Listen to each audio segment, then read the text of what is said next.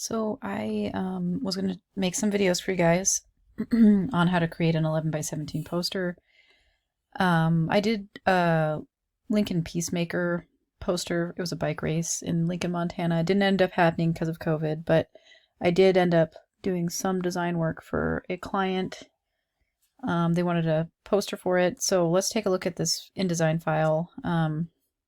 So I actually made it through to, I don't know, close to the final stage. I just did some different designs. As you can see, they differ slightly. I didn't like the ones with the guns in it because it looks like a gun show more than it does a mountain bike race. You can see I incorporated the mountain bike tire, but that's really the only thing tying it into a mountain bike race. So I think these guns are distracting. I think it makes a little more sense to not have the guns in there. I actually liked the blue more with the red. This one's really simple, but I think I do like it. But I think the one that I ended up liking the most was this one down here. So I think maybe we'll recreate this composition as close as we can from scratch. Something similar anyway for the poster project for these walkthrough videos for you guys. So I'll be designing with kind of this idea in mind. All right, we'll get started here. So the first thing that you would do to start a project, I'm just going to leave this one open just so I can kind of click back and forth, but we would just open up InDesign, obviously, go to File, New, Document, or Create New, go to Print, and then there's already a tabloid size under Print. So they should automatically set it up to, this shouldn't all be open, but it should automatically be set up to 11 by 17, obviously, one page. You can, if you want multiple pages like my other document here, just make sure you check this to be unchecked facing pages. And then, yeah, one page here. You can always add pages later. And it should be, you know, if it's under print, it should be 300 dpi and in CMYK color. So if we push create, here we go. One way to check your document setup, you can go to File, Document Setup, and you can take a look and see, you know, what it's set up to in here. Okay, so maybe just make sure you're in Essentials Classic, and then also go to Window and Properties, and just make sure that this is open as well, because that's helpful. You might, if your toolbar looks like this, you might want to expand that as well, just so your workspace closely matches mine. Okay, so I think what we'll do first is we might kind of work on Clint Eastwood here. So I actually did that in Illustrator. So what we want to do, I have my images folder. Well, actually, let's save this first. So let's do a file, save as, and go to my I'm just going to do this on my desktop. I'm going to create a new folder. Lincoln.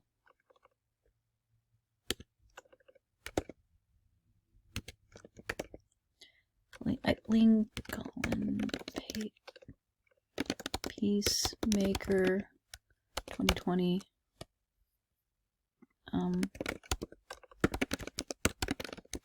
Something that is descriptive.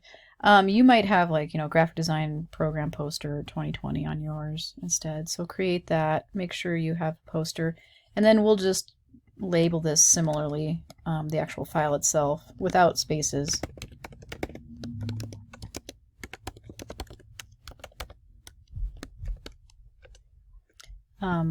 Something like that. Oh, maybe poster. And sometimes I do 11 by 17 on the end of the poster name, just because most posters are 11 by 17, but some might be like 8.5 by 11 or something. Those are usually called flyers. But anyway, sometimes I like to put the file size in inches on the end with an underscore to kind of separate it. So save that. And so that's our InDesign file. You can see it's named appropriately. I did the same thing basically with this one.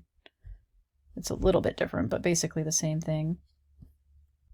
Okay, so part of what it is, you know, we'd have to find a picture of a mountain bike wheel. We have to find Clint, you know, a picture of Clint Eastwood. And then we need to find like a picture of some woods. And then the client actually emailed me this logo, so those are all things that we'll need. But I think I'll start with Clint.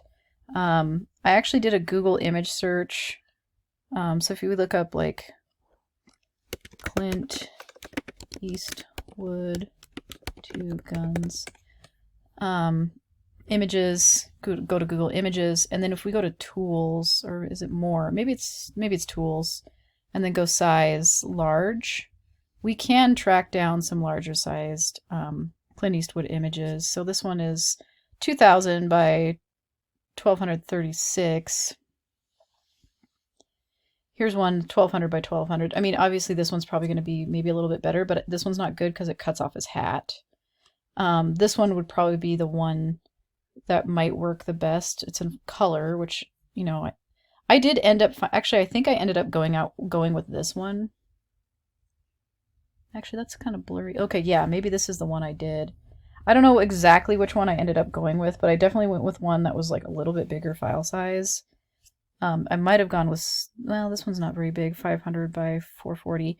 Anything that's around 2000 you can probably pull, especially if you're going to bring it into Illustrator like I did. I brought it into Illustrator and basically did an image trace on it.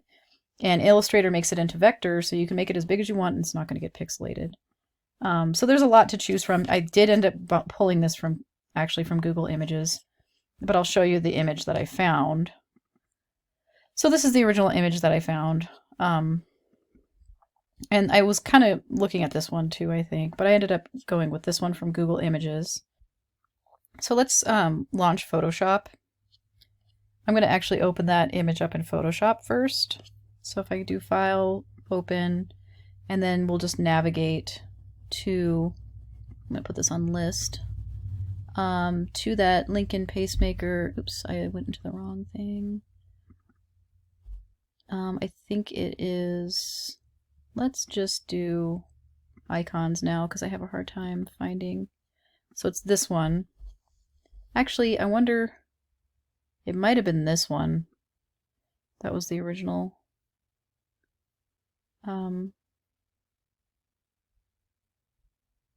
This seems like the original though.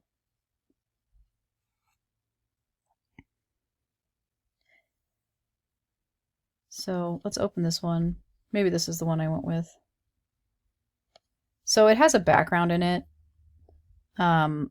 Maybe I might want to clip that out. So, I mean, it's locked right now. I can just unlock it. Grab my, you know, one of your selection tools. You can use the lasso tool and go around your image. Since the background image, or the background of this image is so similar, the quick selection tool is going to work really well at selecting the background on this.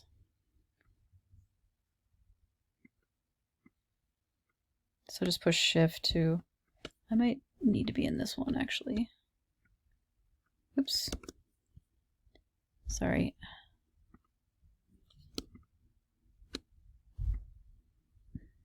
Okay, and just click and drag with the quick selection tool. And it did get his hat, so if I do a Command plus, I can kind of zoom in. It got his hat a little bit, so I'll subtract from my selection by going to the minus tool up here while I'm still on the quick selection. I'm going to just kind of try to bring this hat back as much as I can. Probably something around there, maybe. It's not too bad. And just kind of go around the edges. I mean, I'm probably just going to do kind of a rougher job with this, honestly, because you guys get the point, I think, for the most part. Hopefully most of you have worked with the quick selection tool. So I'm currently subtracting from my background selection because I started with the background because it's all one color. It's easier to start with the background because it is so close to being just one color, and it contrasts nicely with his form, with his darker clothing and his darker guns and stuff. So this doesn't look too bad. I mean, the hair can get a little tricky. I'm just going to leave it for now. I think I would probably normally bring back in some of the feathers that in his hair and stuff, but this is going to work. Command 0. And so let's go to select and mask. And currently we're just selecting the background. If we want to invert that, we can do an inverse. And this is kind of a special window that pops up. It's kind of like the mask window, basically. And you can further refine your selection with some of these tools. I like the brush tool. You can add or subtract to your selection. You can change your brush size here. So let's say Command plus, maybe I want to, you know, subtract some things from my selection. I just, you know, I don't want all this hair in here maybe, so I'll go to the subtract tool as long as I'm on the brush. And I can kind of subtract out. Let's see, is this working? I should be able to subtract out some of this. It's not really seeming like it's working. Oh, so I'm adding stuff back in. Yeah, this is actually getting rid of some of it, as you can see. I just think maybe the hardness is not all the way turned up. And maybe my opacity or flow isn't all the way turned up too. Not sure what's going on here. Because normally, oh yeah, and then if we change the transparency, you can see, you know, what is actually being clipped. If I put it at 100% now, I can actually see more of what I've actually been clipping. So I'm actually subtracting certain things. Maybe I don't want this piece of hair coming off of the side of his head for some reason. I just don't like the way it looks. Command 0 and there. And you can feather out the edges a little bit just to kind of soften it. Like if I go way all the way, you know, it obviously, you know, ends up getting too feathered, but like, I don't know, somewhere a nice 5 or 6 pixels all the way around the edge of the selection really does kind of help to, like, you know, soften it up. That might be a little too soft actually for this one. Just kind of depends on the selection. I think I'll go more with 3. And then output settings is really important. If this isn't open, just click on this and open it up, and then output 2, and we want to do layer mask, and then push OK. So now I have a clipped image of Clint, and I can do a file, save as, and I'm just going to save it out as a PNG file into my new folder that I created on my desktop, and I'm going to create a images folder. I'm going to go inside of that, and I'm going to save this baby out as a PNG. Clint clipped. Save. Okay, so we have him clipped now. And next up, we're going to bring him into Illustrator. So I have, I'll start over, File, New, or Create New. We can go to Print and Letter Size. I'll put this on inches so we can see it's 8.5 by 11. CMYK color, 100 DPI. Push Create. So here we go. Make sure you're in a, you know, Essentials Classic. You might want your Properties panel open, and then do a File, Place to bring in that PNG from our desktop folder. Here it is, my images, and here's Clint clipped. Place. The reason I clipped out the background before I even brought it into Illustrator is I just don't want to have to clean it up in Illustrator. I feel like it's easier to clean up in Photoshop and then, you know, take that background out because I don't want it in there anyway. So I did it in Photoshop, and then I'm bringing it into Illustrator, and I'm going to do an image trace. And I think I might do, let's go to Window, Image Trace. And there's actually more options here. We can put it on Preview, push OK. I have it on black and white, but we can change it to color. It takes a little bit, it thinks pretty hard when this is happening. And this is the result we got. So we have 30 colors. I feel like it looks exactly like the photo. I wanted it to look a little bit more like it's actually been manipulated. So I'm actually going to bring down the colors. I don't know how many I want. I'm trying 19 now. The amount of colors you can adjust right there. So as you can see, that actually kind of created a little bit more interesting effect there. I might actually even try less colors, maybe 13. But I'm running out of time on this video, so I will continue in the next one.